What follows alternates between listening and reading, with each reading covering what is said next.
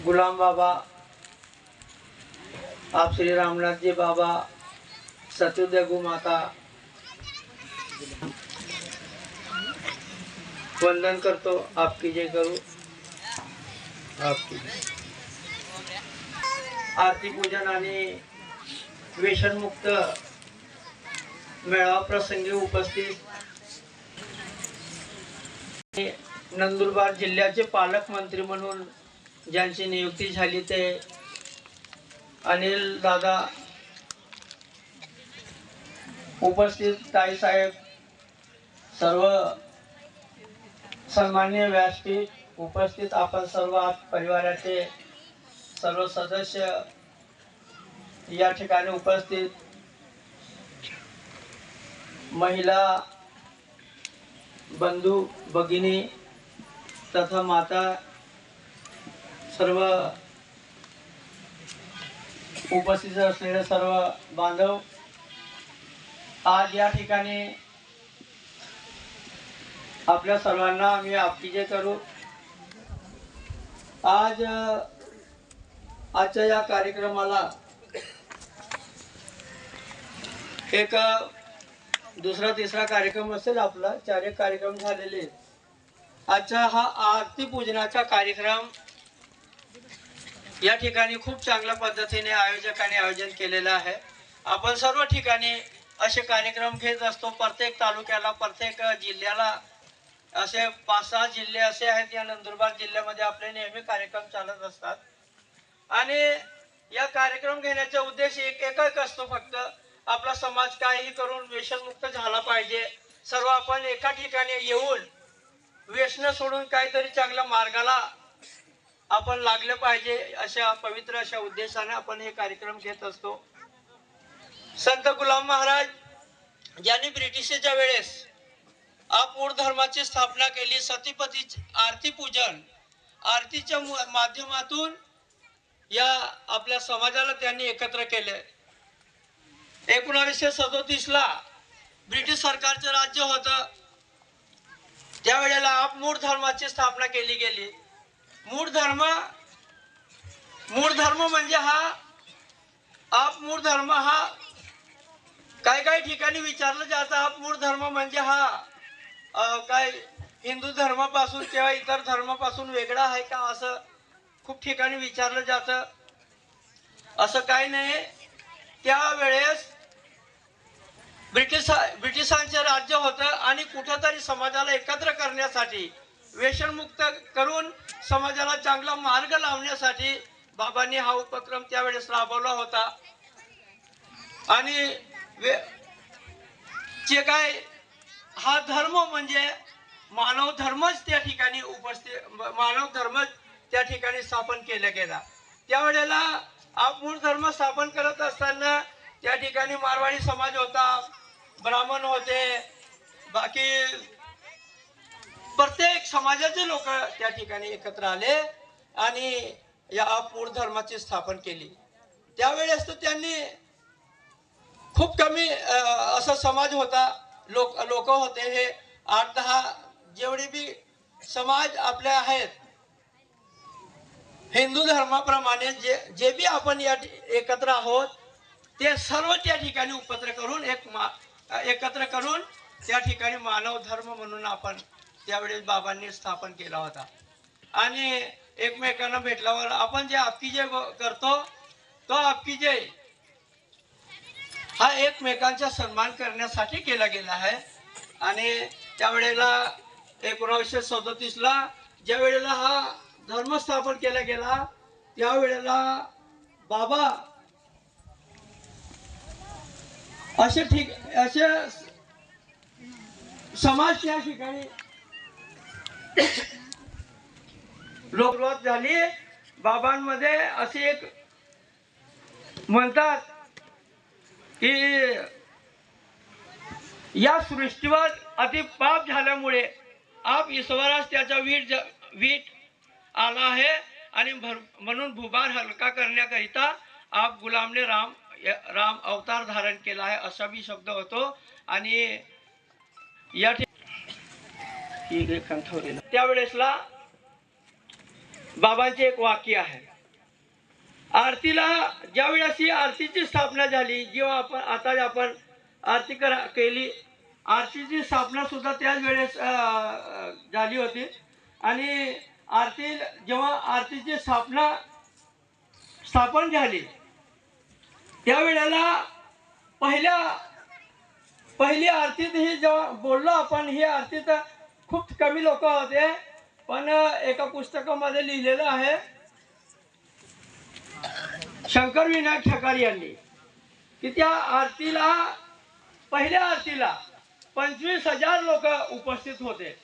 दुसऱ्या आरतीला 50,000 आणि त्या श्रावण महिन्याच्या शेवटच्या आरतीला 1,25,00,000 समाज हा त्या ठिकाणी उपस्थित होता, असं त्या पुस्तकांमध्ये लिहिलेलं आहे.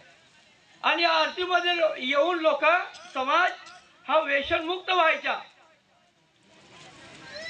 व्यसनमुक्त जेव्हा समाज यायचा त्यांची व्यसन हे ऑटोमॅटिक त्यांची व्यसन सुटायचे. त्या ठिकाणी व्यसन सोडण्यासाठी असं दोरा धागा असं काय करावं लागत नव्हतं. आता आपण बघतो व्यसन सोडण्यासाठी खूप लांब जातो आणि तिथं गेल्यानंतर कितीतरी 4-5 गाड्या घेऊन जातो आणि त्या ठिकाणी तो व्यसन सोडणारा सोडतोच असं नाही आहे, त्याची सुटत बी नाही कधी कधी, असे बी लोक आहेत. पण हा जो समाज आहे, रंजनपूर येणारा समाज आहे, याला दोरा धागा करायची बी आवश्यकता पडली नाही. हे आपल्याला सर्वांना माहिती आहे, कारण आपण सुद्धा त्या मार्गावरती चालत आलेलो आहे. या गुलाम बाबांच्या पिरियड मध्ये तर 1,00,000 1,15,00,000 त्या ठिकाणी 9,00,000 आरती समाजाची नोंद आहे. एवढा समाज त्यावेळेस ब्रिटिश सरकारच्या वेळेस सुद्धा व्यसनमुक्त झाला होता. आणि ते फक्त बाबांच्या एका शब्दावरती रंजनपूरला जो येईल त्याची दारू सुटेल या पद्धतीचे त्यावेळेला सुद्धा हे आरतीच्या कार्यक्रमांमध्ये रंजनपूरला येत होते लोक, तेव्हा ते झालेले आहे. आणि म्हणून आपण हा कार्यक्रम आरतीच्या माध्यमातून समाजाला व्यसन मुक्त करायचं आणि प्रत्येक ठिकाणी हे आरतीचे कार्यक्रम घ्यायचे म्हणून ठरवत असतो. आणि तेव्हापासून आजपर्यंत हे कार्यक्रम होत असतात. त्यावेळेला बाबांनी सांगितलं की या ठिकाणी रंजनपूरला ही जे कार्यक्रम आहे आरतीचे, हे कार्यक्रम त्यावेळेस होत होते आणि या कार्यक्रमांमध्ये लाखोच्या संख्येने लोक येत होते रंजनपूरला. तेव्हा ब्रिटिशांची सुद्धा नजर होती त्या रंजनपूरवर. अशा वेळेला बाबांना नेहमी ब्रिटिश सरकार नोटिसा देत होते की तुम्ही कोणत्याही कोणता कार्यक्रम राबवा, पण एवढा लोकांना समाजाला गोळा करू नका, असे सुद्धा त्यावेळेला बाबांना सांगत होते. पण बाबांनी ते ऐकलं नाही बाबांनी. बाबा फैजपूर अधिवेशनाला जे काय अधिवेशन झालं होतं त्यावेळेस त्या ठिकाणी बाबा पायी गेले होते. हाच मार्ग होता तो आपला. आणि म्हणून त्या भगवंताचे पाय या आपल्या या भूमीत पडले आणि म्हणून आपल्याला त्याचा काहीतरी खूप मोठा आशीर्वाद आपल्याला भेटलेला आहे. आणि म्हणून आपण सर्व सुखी आहोत. या ठिकाणी व्यसनाच्या वेळेला बाबा फैजपूरच्या अधिवेशनात गेले होते, त्यावेळेला बाबांनी एक प्रश्न केला होता. त्या ठिकाणी गांधी बाबा होते, त्या ठिकाणी जे बी काही क्रांतिकारी होते, या देशाला स्वातंत्र्य मिळण्यासाठी ज्यांनी आपलं बलिदान दिलेलं आहे, ते सर्व नेते त्या ठिकाणी उपस्थित होते. तेव्हा गुलाम महाराजांनी त्यावेळेस तिथं त्यांना प्रश्न केला होता, देश खूप लवकर स्वतंत्र होणार आहे, पण तुम्ही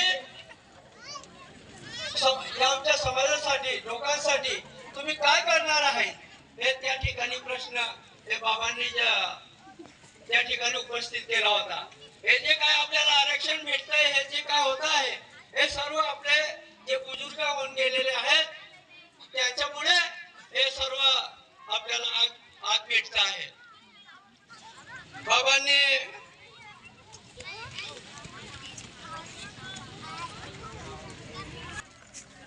खूप आपल्यासाठी खूप जे काय गुलाम बाबा असो, रामनाथजी बाबा असो, त्यांनी आपल्यासाठी खूप मेहनत करून समाजाला एकत्र केलेले.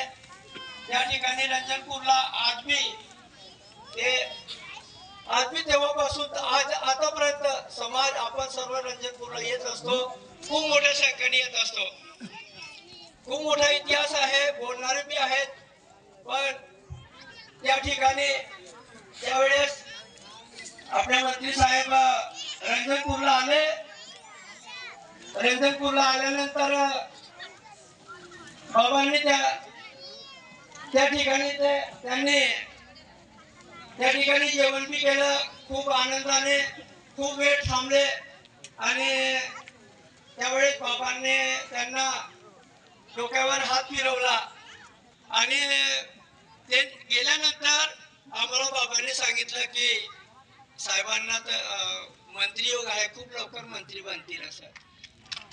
आणि त्यावेळेस आम्ही विचारमध्ये पडून गेलो. ते तर राष्ट्रवादीमध्ये आहे आणि भाजपची सत्ता आहे, दोन्ही पार्ट्याचं मेजॉरिटी फुल आहे, कसं काय मंत्रीपद बनतील. पण त्यांची दिव्य दृष्टी असते, दिव्य शक्ती असते त्यांची.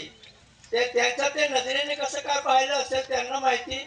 मी बाबांना हा प्रश्न बी केला की त्यात राष्ट्रवादीमध्ये आहे ना, कसं काय मंत्री बनतील, त्याचं आता मेजॉरिटी बी फुल आहे, काय बी होऊ शकतं सरकारमध्ये, काय तुमचं म्हणे असं मला हसत बोलले बाबाजी.